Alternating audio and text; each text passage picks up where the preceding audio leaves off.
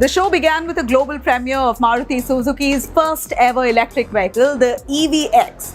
The concept EVX is a mid-size electric SUV concept designed and developed by Suzuki Motor Corporation, the SMC Japan. It will be powered by a 60 kWh battery pack, offering up to 550 kilometers of driving range on a single charge, and it will cost about 15 lakh rupees. SMC Representative Director and President Toshihiro Suzuki has said that the company now plans to bring this electric SUV to the market by 2025. Now, the company has also pledged 100 billion rupees for the production of batteries of electric vehicles.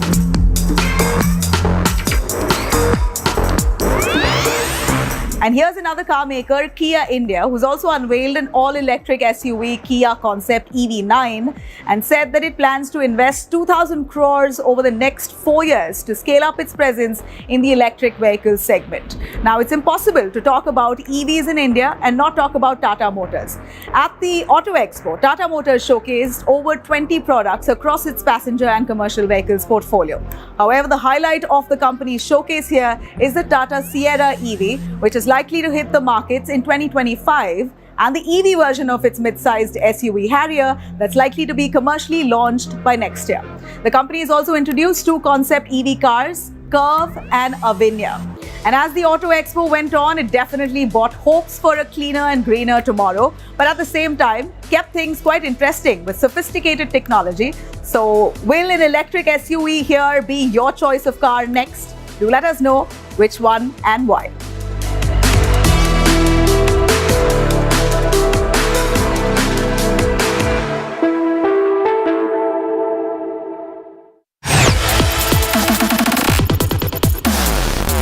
So many headlines from the Auto Expo, but it seemed to be a slightly dull affair. That's because a lot of the top automakers from around the world chose not to participate in Auto Expo 2023. We've brought you the best from it, whatever we could salvage from the Auto Expo, and there have been a bunch of announcements to give them their due credit.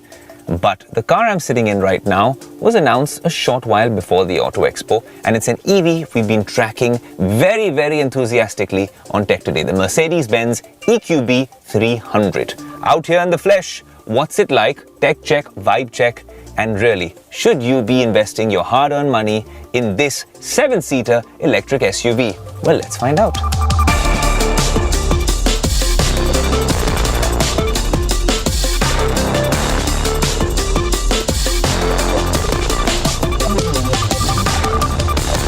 What's special about this particular EV is it's the cheapest such EV from Mercedes, although it costs 75 lakhs.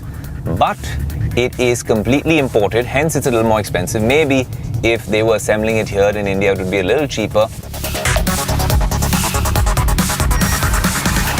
Is this the ideal city car? We've been driving it a little bit on the highway, and in terms of range anxiety, we have felt that a little bit because it says 420 plus kilometers is the sort of range you get, but honestly that's the promised range when you get this out and you're driving it in its true avatar, which is flicking this switch down and hitting it into sport mode. One gripe that I have with this electric SUV is taking U-turns. No matter what estimate you take for a U-turn, you end up very often in a city like Mumbai backing up and taking a second attempt at it.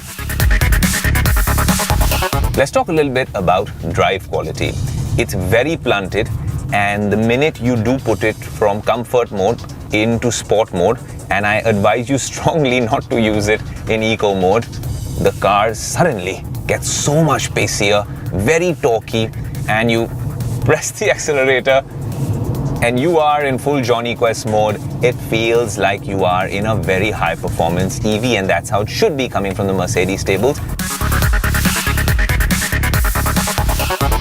The EQB 300 is on an existing platform. Let's be honest, it's very similar to the GLB, and like I said, it's a bit pricier, but honestly, if you want to have that confidence when you're overtaking on the highways or even in the city, really knowing that you're going to hit 0 to 100 in this much time, and the braking is spot on as well. I'm taking this breaker now, and everything seems so much more in your control. Maybe that's a tech geek talking, because that's what happens in an electric vehicle.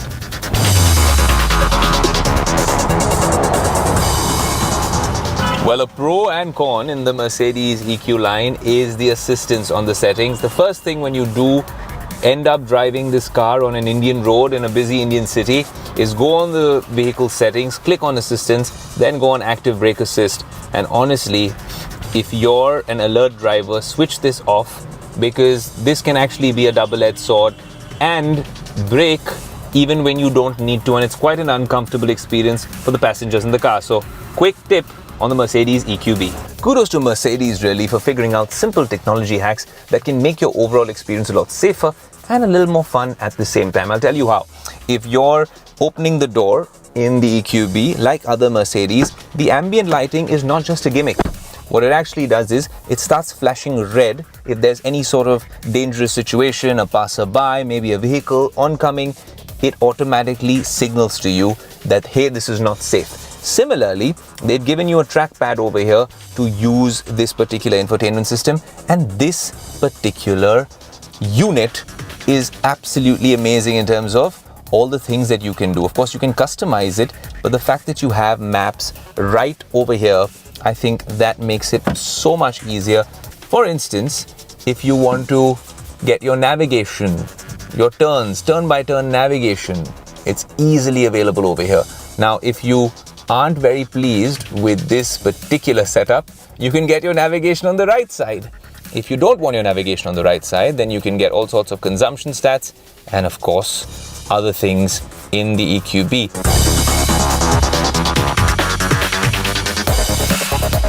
So if you're looking at the cabin in the front, the driving position is all right. You can obviously adjust the steering the way you want it.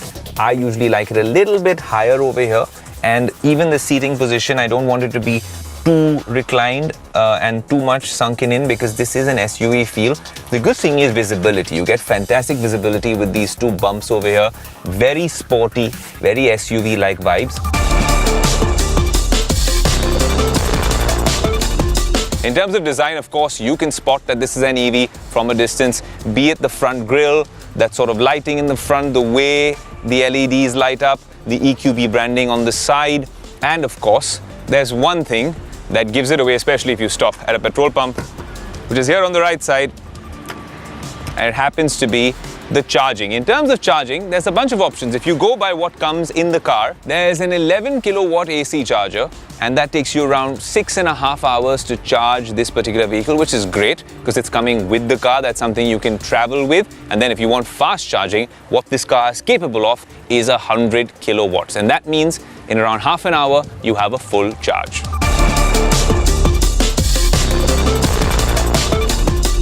Look, this isn't as expensive as the EQS 580, and it's not as fancy on the inside as well. But if you're still spending 70 plus lakh rupees, and if it's semi-practical for some, maybe urban families, even though it's a 7-seater, the one thing you consider is boot space, which is negligible if you have this configuration in the car.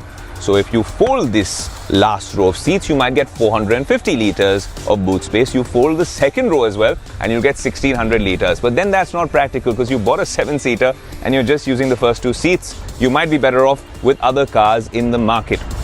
So if you're taking the EQB out on the highway, there'll be 2 impediments. The first one for a 7-seater electric SUV from the German stables is the boot space. You either get 7 family members or you take the boot space. You pack light and you're good to go. But then you have to face the second obstacle, which happens to be the range on the EQB. If it's giving you 400 kilometers and you're worried about a charging station, then the question about range anxiety begins again if you're out on a long trip. So maybe I think this is an ideal city SUV.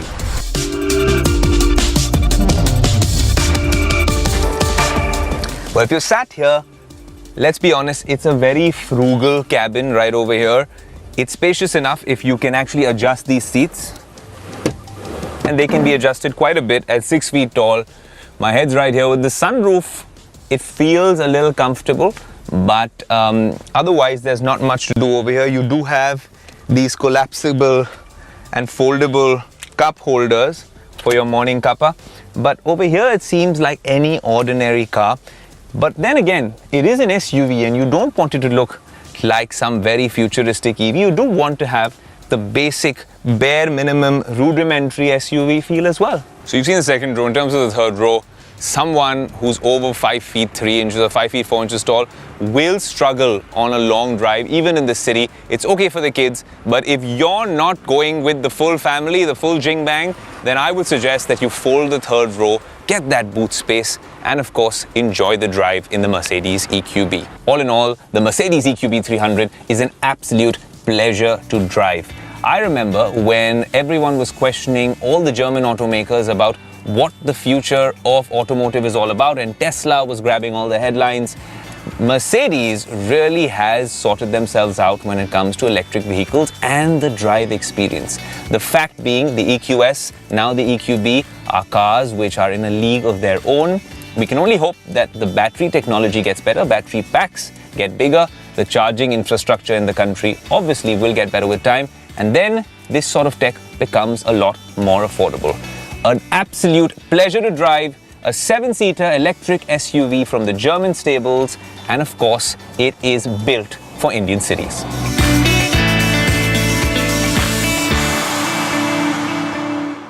Well, we hope you've enjoyed the electric first half of this episode, but all I can say is the second half of the episode is not going to be any less of a blockbuster. For that, you need to stay tuned to India Today, Business Today TV. I'm going to see you on the other side of a commercial break.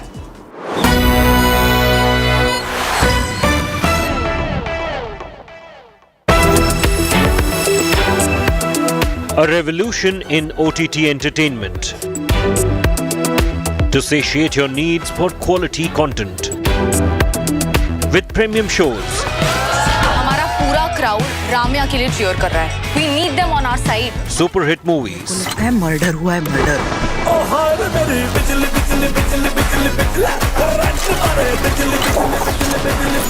Popular series.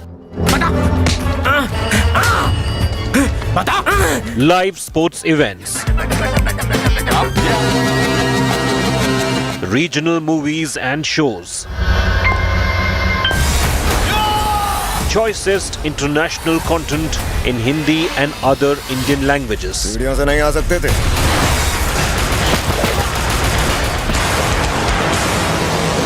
Mega hit Korean dramas. And a host of premium channels and live TV. तो हर कोई बोलेगा वॉचो one है तो done है. It is entertainment like never before. It has more than something for everyone at super affordable rates. Plans starting at just 42 rupees plus taxes a month. The entertainment packs can be subscribed by logging on to watcho.com website or by downloading the super app. 10 गोलियां ले ले. गोलियां नहीं रज्जा, गोली. पर बाहर तो 10. Now you can enjoy 11 OTT apps in one plan for all genres. अब तो बस वन है तो डन है. Which provides access to multiple screens with huge savings. Subscribers can also enjoy 1 month of complimentary Watcho pack. As the saying goes, one है तो done है. One है तो डन है.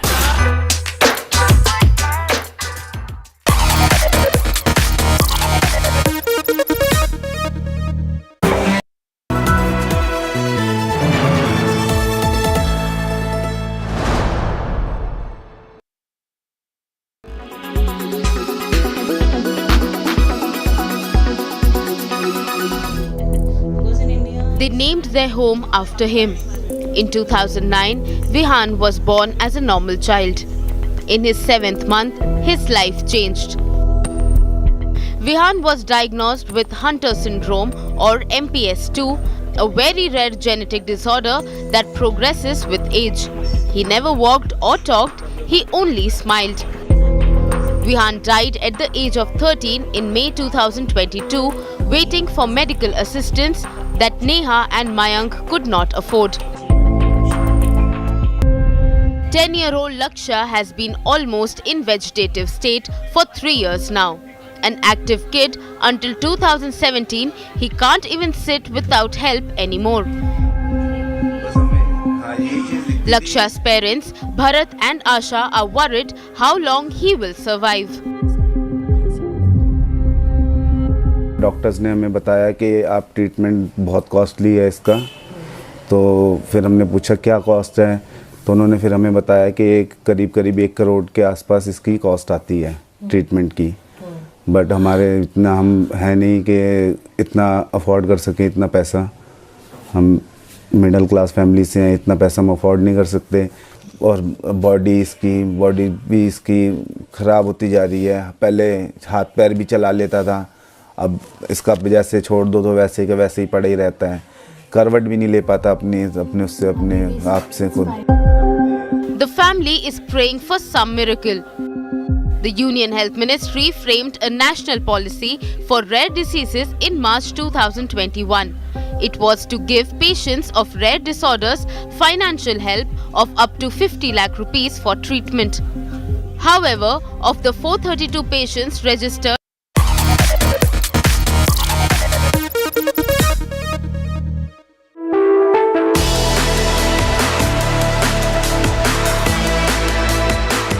On Tech Today, we cover the latest and greatest in tech, and that includes electric vehicles. The electric revolution is alive and kicking here on Tech Today, and we get all sorts of EVs. You've seen the Teslas, the Mercedes, the Tatas, the Mahindras, you've seen all sorts of vehicles.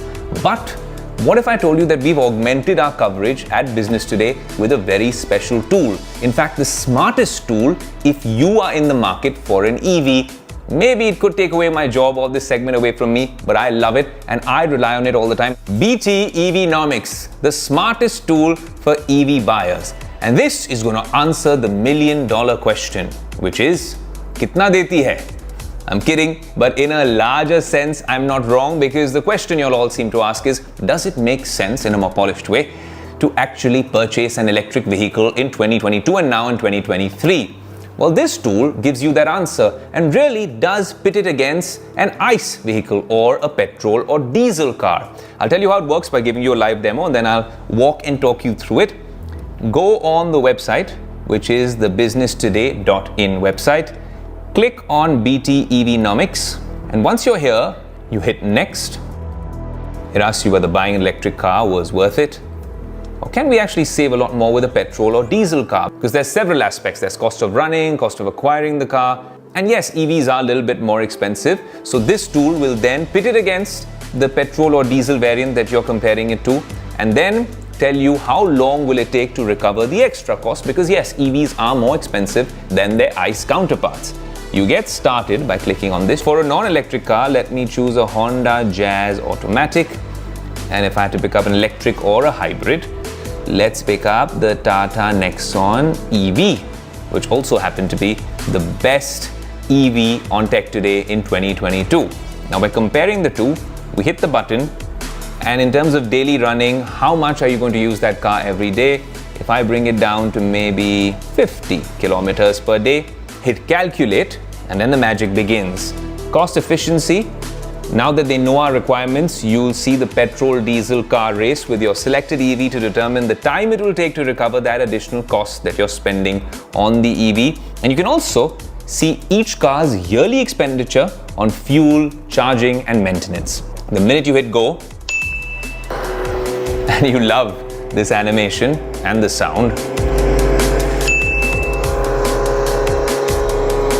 And my EV seems to be winning, and it's almost 2 years.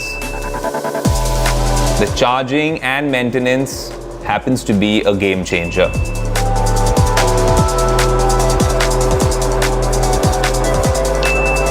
Four years now.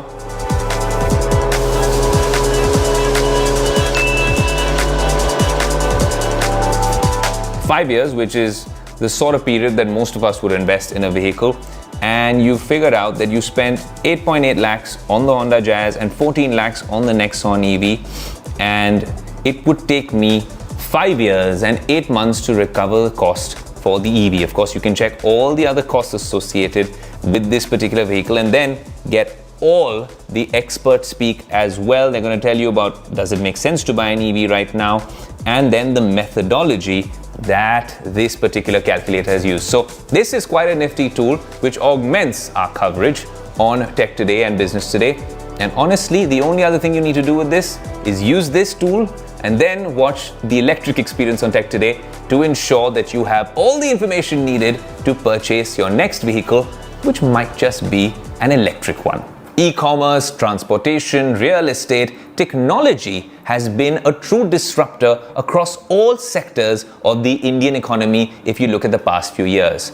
Payments and banking has been another revolution altogether. In fact, banking and fintech go hand in hand, a new partnership, and that happens to be the name of the panel that I was moderating at the iconic Business Today Banking and Economy Summit a couple of days ago. Here's a snippet from that particular panel.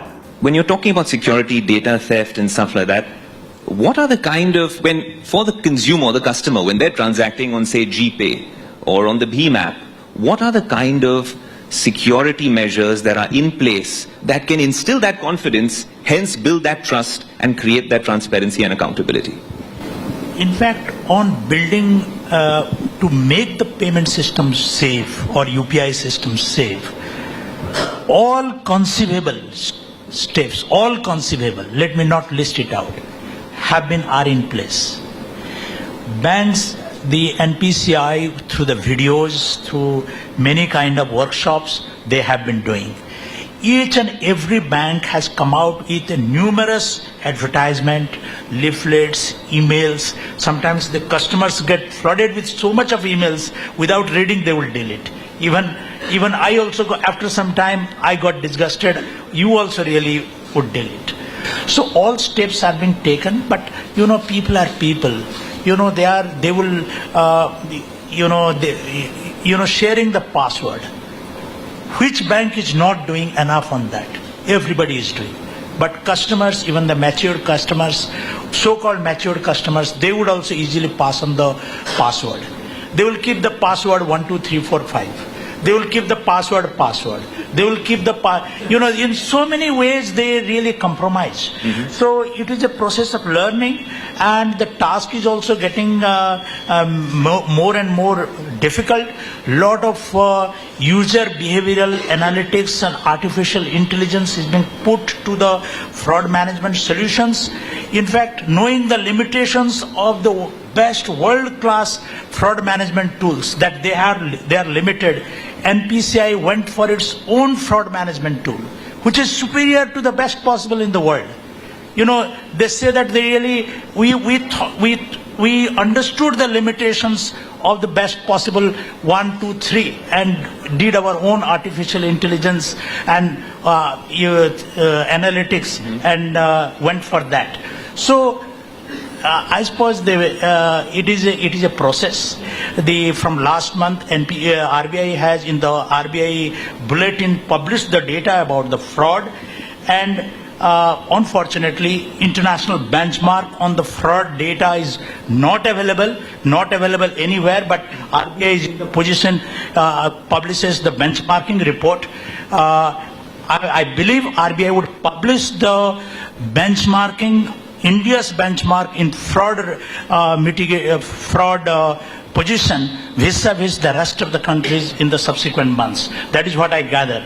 So that would really build a confidence that yes, there are frauds, yes, there are cases, but still then the data, the percentage of in terms of number, percentage in terms of value is substantially lower than other countries. That is what the analysts in different workshops say. I do not have any evidentiary, any specific data to really prove that point, but the data RBI is in the process of collecting.